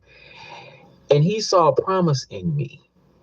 He said, one day, Jackson, that's what they call me, you're going to be a leader for our people. Because back then, all I used to do was read and talk about Blackness and talk about history. And so that man volunteered to go to Somalia in my stead just so I wouldn't get in trouble. Now, me, I was ready for the trouble, so I wasn't worried about that, but he did that. And they left me alone. I got out of the military, came back and started fighting for my people. So I believe that I went on that journey so that I can come back and warn other Black men and women. The American military is no place for you. Your fight is right here to gain freedom, justice, and equality for your people. Peace. Unity is the key.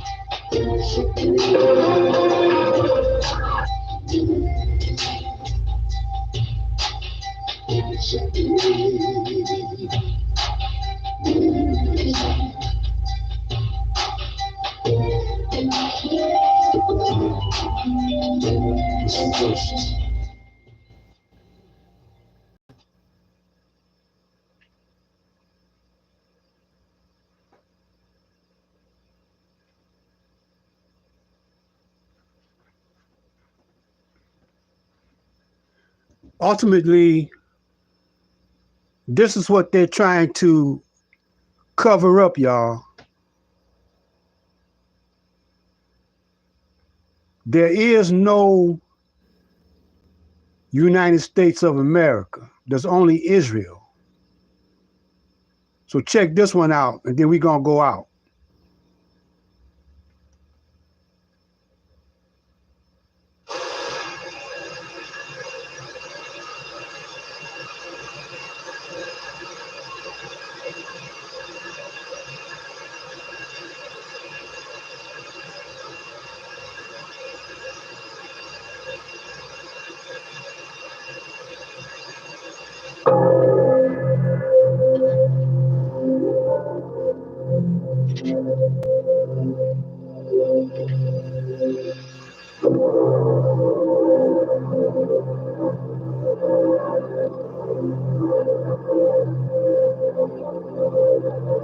The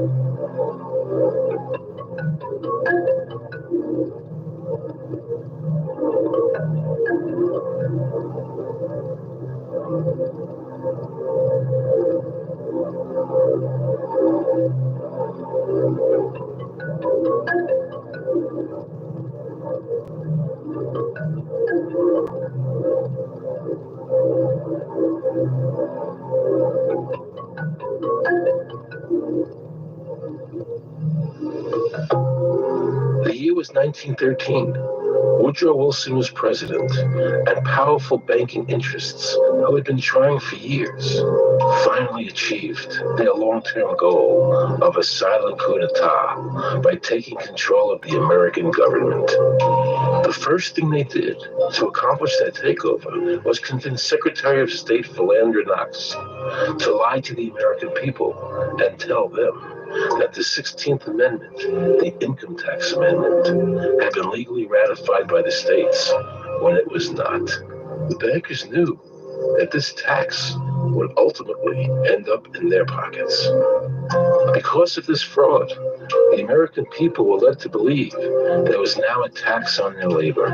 Congress and the president are completely aware of this fraud, and it was even cited in a recent court case.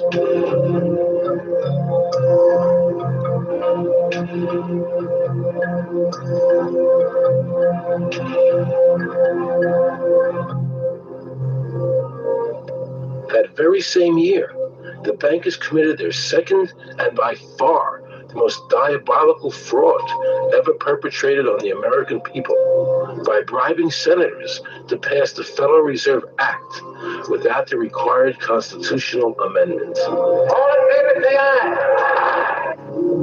They did this during Christmas vacation, when many senators were home celebrating the holidays with their families. And that's how the unconstitutional Federal Reserve Act came into being. They were very clever, and they understood that whoever issued the money for America would control the government. The bankers won, and the American people lost, because most politicians will sell their soul for $1. And now the Federal Reserve could issue dollars legally. As Mayor Rothschild said, "Give me control of a nation's money supply, and I care not who makes its laws." He knew that he and the other bankers would now control the laws of the nation. Government gave these bankers one of its most important powers, and now had to borrow money from them and pay interest to finance the government. So the American people were forced to lower their standard of living and pay a graduated income tax to the government, just so the government could give these bankers more profits. President Woodrow Wilson, who signed the Federal Reserve Act into law, later said, in regret, "I am a most unhappy man. I have unwittingly ruined my country. A great industrial nation is now controlled by its system of credit. We are no longer a government by free opinion, no longer a government by conviction and the vote of the majority, but a government by the opinion and duress of a small group of dominant men." The Federal Reserve was created by Congress in 1913, and it was entrusted with the power granted originally to the Congress by the U.S. Constitution to coin money and regulate the value thereof.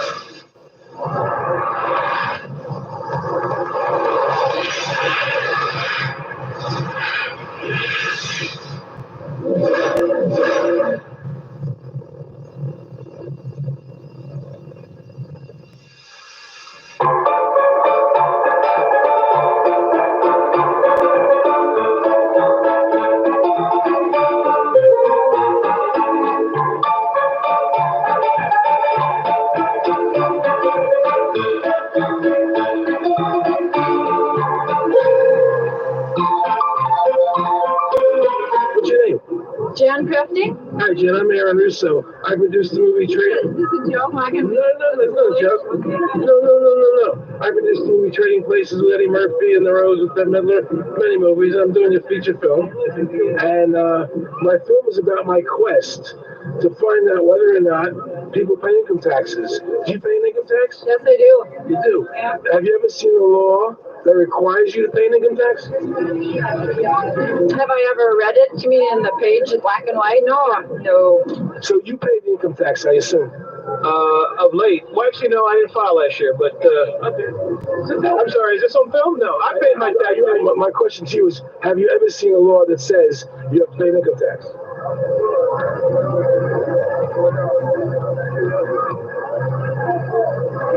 The law is that guy that carries that badge and a gun. That's the one that puts you in jail. That's the law. Actually, I can't stand the IRS. You're evil. Do you have any fear of the IRS? Not really, because I'm Canadian. I think it's actually unconstitutional, is what I've heard. But to avoid any hassle, I pay it. If there was no law and I wasn't afraid of them coming and taking me to jail, absolutely, I wouldn't pay taxes. Okay, then no, I wouldn't pay income taxes. It's a no-brainer. You don't want to pay. I wouldn't pay it. Why would anybody? Because that's what they tell us we must do, else we're bad Americans. Would you pay it? No. Would you pay it? No. Why would you pay taxes if you have to? What if I told you that all your money that the income tax that's paid into the income tax just goes to pay the interest on the national debt? That's incredible. That's truly incredible. I thought it was for infrastructure and all the other stuff. The income tax is not legal because it would be a direct tax and it is not apportioned as the Constitution demands. If it's against the Constitution, then why are we doing it?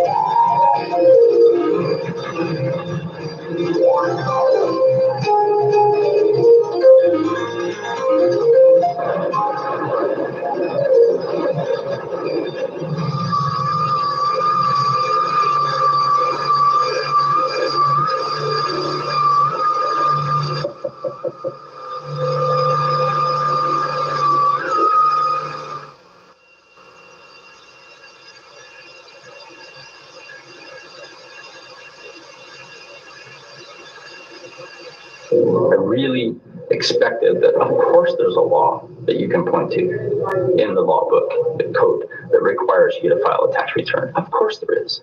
I mean, I don't know what it is right then as he was speaking to me, but sure. So naively, I agreed to go off and research it and get back to him. 3.5 months later, I was at that point where I couldn't find the statute that clearly made a person liable, at least not me and most people I know. And I had no choice in my mind except to resign. I had to leave the IRS because I presented evidence that I had accumulated indicating that the agency was violating the law and violating people's rights. And I asked the agency for a response to my sincere concerns. And the answer I got was that they would not respond to my concerns and that they would provide me with the paperwork necessary to tender my resignation. But We the People Foundation for Constitutional Education put a full-page ad in the USA Today on July.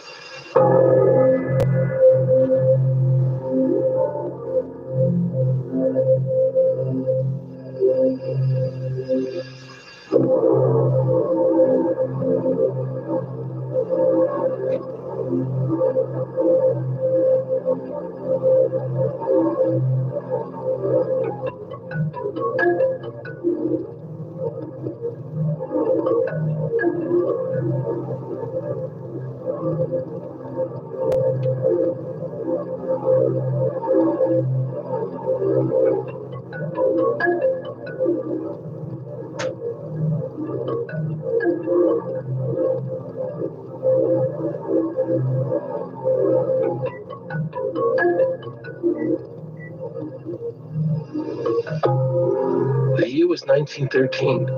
Woodrow Wilson was president, and powerful banking interests who had been trying for years finally achieved their long-term goal of a silent coup d'etat by taking control of the American government. The first thing they did to accomplish that takeover was convince Secretary of State Philander Knox to lie to the American people and tell them that the 16th Amendment, the Income Tax Amendment, had been legally ratified by the states when it was not. The bankers knew that this tax would ultimately end up in their pockets. Because of this fraud, the American people were led to believe there was now a tax on their labor. Congress and the president are completely aware of this fraud, and it was even cited in a recent court case.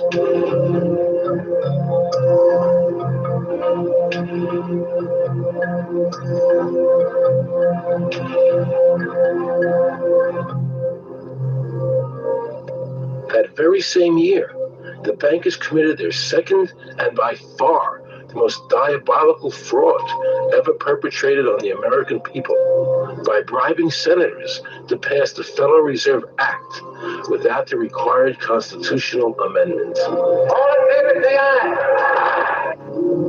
They did this during Christmas vacation, when many senators were home celebrating their holidays with their families. And that's how the unconstitutional Federal Reserve Act came into being. They were very clever, and they understood that whoever issued the money for America would control the government. The bankers won, and the American people lost, because most politicians will sell their soul for $1. And now the Federal Reserve could issue dollars legally. As Mayor Rothschild said, "Give me control of a nation's money supply, and I care not who makes its laws." He knew that he and the other bankers would now control the laws of the nation. Government gave these bankers one of its most important powers, and now had to borrow money from them and pay interest to finance the government. So the American people were forced to lower their standard of living and pay a graduated income tax to the government, just so the government could give these bankers more profits. President Woodrow Wilson, who signed the Federal Reserve Act into law, later said, in regret, "I am a most unhappy man. I have unwittingly ruined my country. A great industrial nation is now controlled by a system of credit. We are no longer a government by free opinion, no longer a government by conviction and the vote of the majority, but a government by the opinion and duress of a small group of dominant men."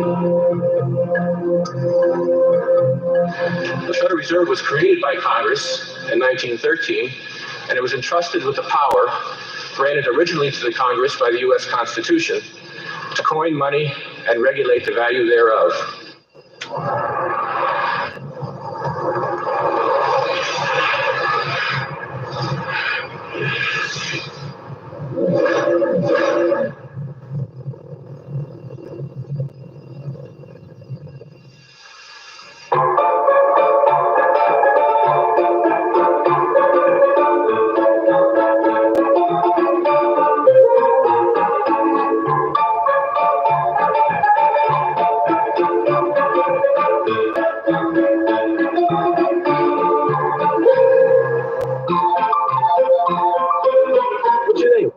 Jan Crafty? Hi, Jen. I'm Aaron Russo. I produced the movie Trading. This is Joe Hagen. No, Joe. No. I produced the movie Trading Places with Eddie Murphy and The Rose with Bette Midler. Many movies. I'm doing a feature film. And my film is about my quest to find out whether or not people pay income taxes. Do you pay an income tax? Yes, I do. You do? Yeah. Have you ever seen a law that requires you to pay an income tax? Have I ever read it? You mean in the page in black and white? No. So you paid the income tax, I assume? Of late. Well, actually, no, I didn't file last year, but I'm sorry, is this on film? No, I paid my tax. My question to you is, have you ever seen a law that says you have to pay an income tax?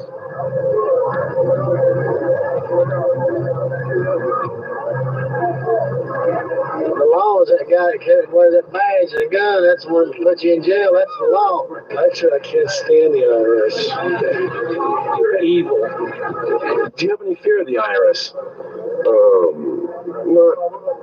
Not really, because I'm Canadian.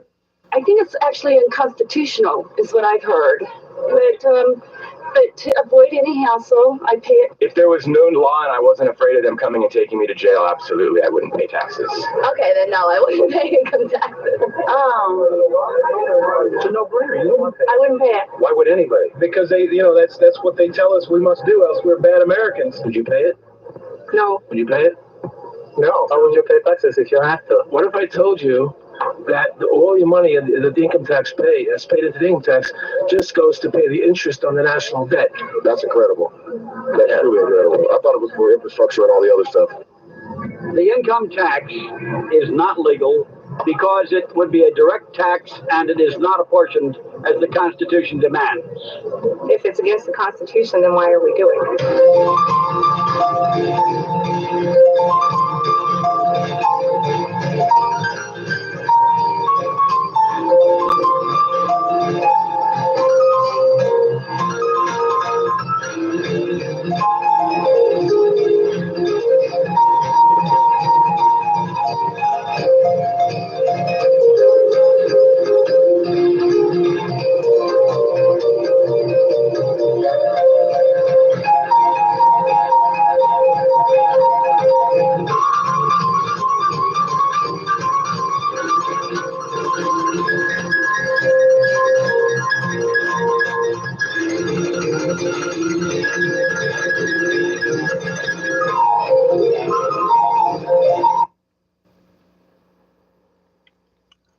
Yeah, I hope you enjoy what you've seen and learned something.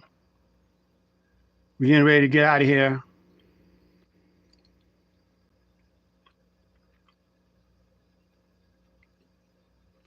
So I'd like to say, until next time,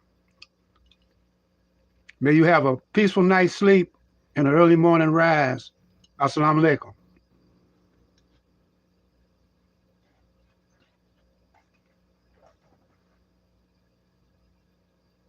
Master of the day of judgment. I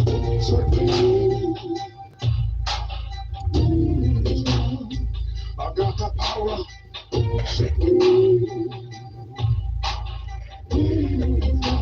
Allahu Akbar.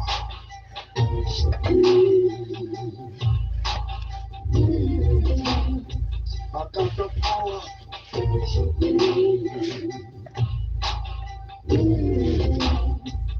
Black power.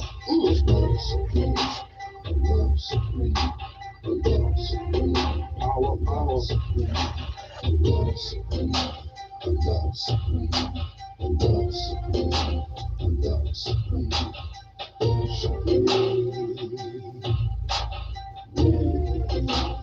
Unity is the key.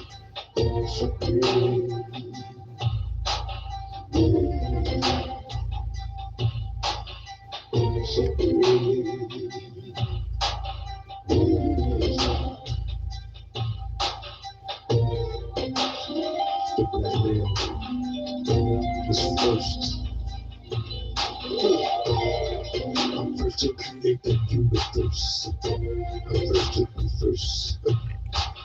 I'm first to give birth. I'm first on the earth. I'm first to make it work. I'm first to give it worth. First to write a verse. First to